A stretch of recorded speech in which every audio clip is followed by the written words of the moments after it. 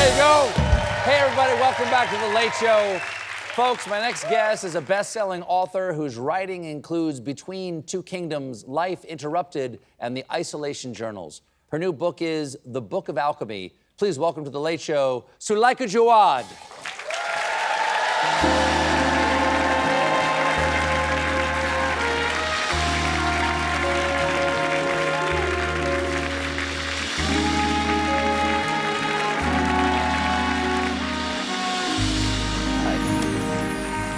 Good to see you again.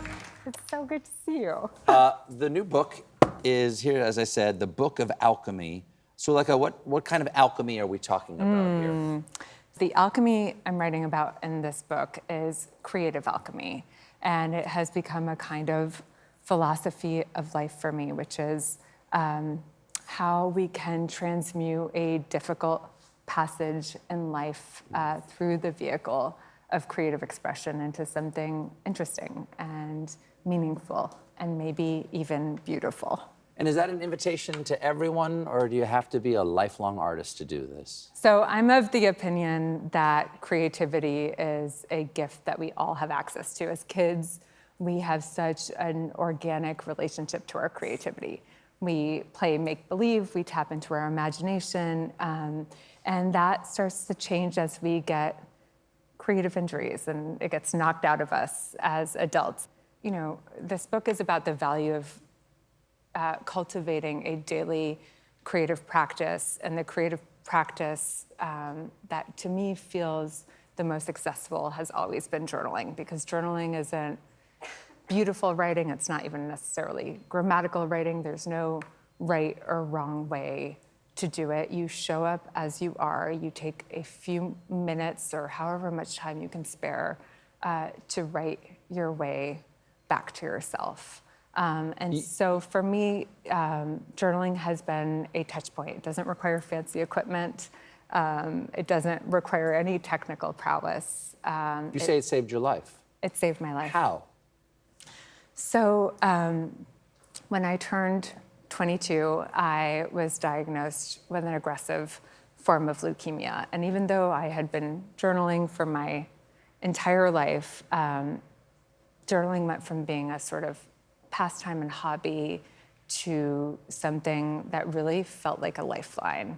It was a first massive interruption for me, and I had so much sadness and so much anger, and I felt so deeply isolated, and I didn't know how to carry all of those feelings inside of me. And so the act of externalizing those emotions on paper was transformative. But what surprised me, I think, more than anything, is that it allowed me to be in conversation with myself, and in doing that, to be able to be in conversation with the people around me. And that, to me, is the power of a creative practice like journaling. It allows us to alchemize what may feel painful into something purposeful. Well, one of the people around you is our old friend, John Baptiste, who is your husband. And on your book tour, it wasn't just you. John went out with you on the book tour and played piano while you actually read from your book. And it's not every book tour that also sees a double bass on stage. So that's you and John playing on stage. What was the vision for this? So John and I met at band camp when I was about 12 years old, and Sure. John was 13. Yep. And from the very beginning, this book is dedicated to him. He is, I think, my first teacher, in a sense, in this notion of creative alchemy. And we wanted to enact the idea of creative alchemy, to show an audience what creativity can do in a communal space, how it can connect us to one another, how it can leave you feeling transformed. And John challenged me at the very beginning to practice what I'm preaching in this book, which is this idea of returning to that uninhibited sense of play and experimentation that we do as kids without worrying about if we're a good artist or a bad artist, and to dust my bass off, for the first time in many, many years, which was terrifying for me and so joyous. I'm returning home from this tour wanting to take bass lessons, not for any reason other than that it was so much fun. But it also, in a way, was a reenactment of this sort of creative alchemy that John first embodied for me, along with some of the members of this band. When I was 22, yeah, let's give a shout out to the band. I found myself here in New York City in the hospital where I'd been for many, many weeks, and things were not going well for me, cancer treatment-wise. None of the chemotherapy was working, and I was going into bone marrow failure. And the day that I received that news was the day that John learned that I was sick and stuck in the hospital and showed up. You guys were not a couple at the time. We were not a couple. We were just old friends from, Band camp. Band camp. Showed up with the band unannounced at my hospital room door. And as the sound of John's melodica and Joe's tambourine and Abanda's tuba and Eddie's sax began to float out into the hallway, patients and doctors and nurses started to filter out of their rooms. And right there in the hospital corridors, everyone began to clap and dance and sing.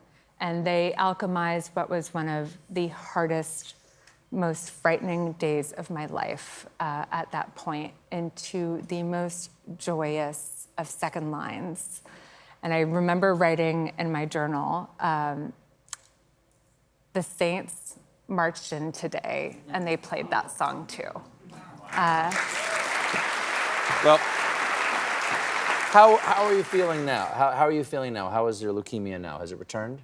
So I learned a year ago that my leukemia was back, and when you learn for the third time that you have cancer, it's easy to feel like you have a sword of Damocles hanging over you. It's easy to feel like you're drowning in an ocean of uncertainty. And when I expressed this to my doctor, he gave me the advice that a lot of people give you when you find yourself in a situation like mine. And he said, you have to live every day as if it's your last. And respectfully, I've come to believe that this is terrible advice.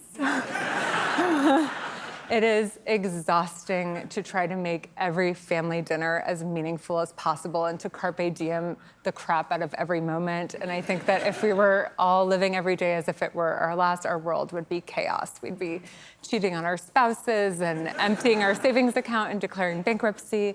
And so instead, I've had to shift to a gentler mindset. And I'm trying to live every day as if it's my first. To